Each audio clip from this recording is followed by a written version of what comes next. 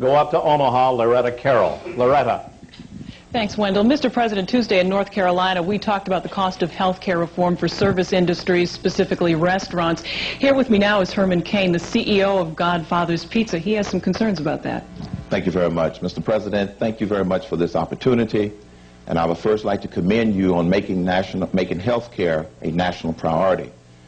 In your State of the Union speech, you indicated that 9 out of 10 Americans currently have health care insurance primarily through their employers. And tonight you indicated that out of those people who do not have insurance, 8 out of 10 of them work for someone.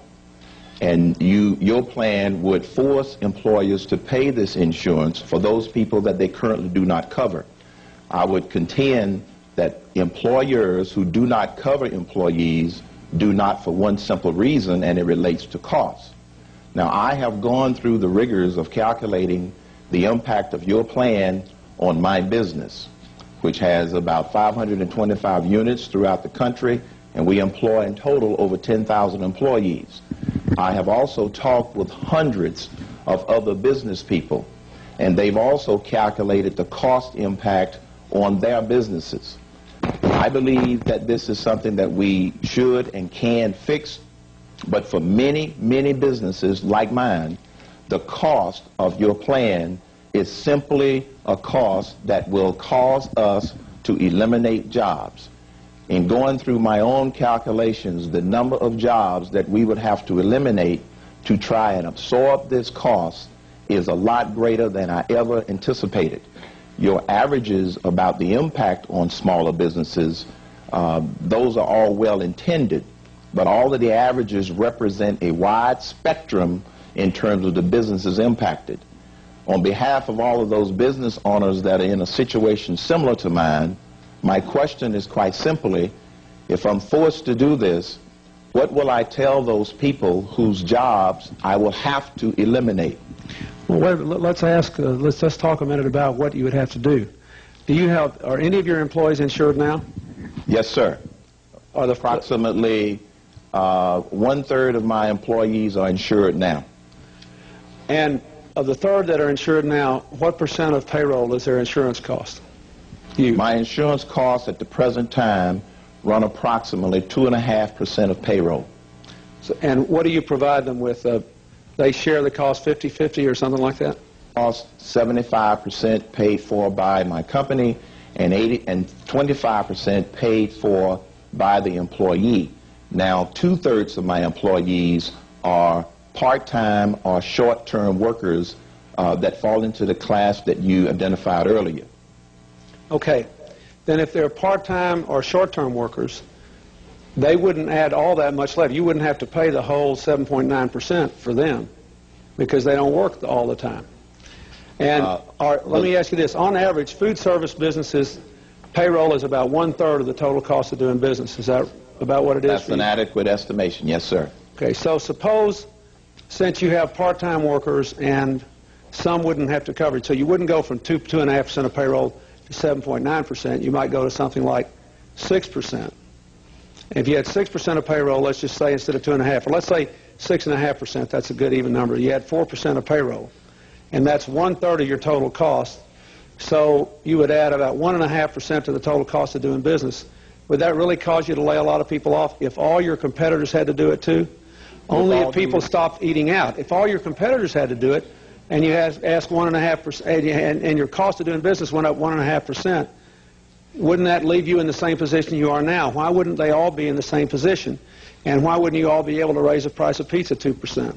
I'm a satisfied customer. I'd keep buying from you. Well, I'm serious. This is a very important. Let me say, this is a very important question because a huge number of Americans are involved in the food industry. 40% of the American food dollar is spent eating out now. 40%. So this is not an idle question. This man is raising a very important question in terms of employment. But what if all your competitors were just like you? Wouldn't you be able to do it then? Okay, first of all, Mr. President, with all due respect, your calculation on what the impact would do, quite honestly, is incorrect. Let's take, for example, the fact that after I went through my calculations, your calculation or your example of the 6% or the 7.9, And in my case, it works out to 7.9%. Now, let's suppose that 30% of my costs are labor costs. 7.9 times that would be the 2 to 2.5% that you're referring to. The problem with that calculation, sir, is the fact that most of those 30% of the people currently have zero. So when I calculate in the fact that I have to go from no coverage on those employees to full coverage at the 7.9% rate, it actually works out to be approximately 16%. Now, your other point about having to pass it on to my customers, in the competitive marketplace, it simply doesn't work that way, because the larger competitors have more staying power before they go bankrupt than a smaller competitor. They have more staff that they could simply do without until the marketplace re-establish itself. So what I'm saying and suggesting is that the assumptions about the impact on a business like mine are simply not correct, because we are very labor intensive. We have a large number of part-time and short-term employees that we do not cover for one simple reason: we can't afford it. My bottom line net profit for the last 2 years was less than 1.5% of my top line sales. When we calculate the cost just for my company under your plan, it equates to 3 times what my bottom line profitability is. Okay. Now, so what is one of the biggest misconceptions, sir, is the fact that a company like mine only makes between 1 and 3% of top line sales. And because we have a large population of employees that we would like to cover, but simply the dynamics of our business will not allow us to do that under your proposed plan. Let me ask you a favor. Would you send to me personally your calculations? Because I know we got to go on to other questions, but let me remind you, if it added 4.5% to the cost of doing business, and his labor costs are only 1/3 of his total cost, then all you have to do is multiply it by 3. It would have to be 13.5% of payroll, and the maximum is 7.9. So that's not, we can't get there. Well, Thank you, send sir, it to me. We'll work on it. Go ahead. Yeah. I'm sure a lot of this health care reform debate is going to be over numbers. That's right. Maybe that will all come out in the wash. That's what. Let me also just say, for those who are listening to us on part-time employees, you don't pay the full premium unless the employee works 30 hours a week or more.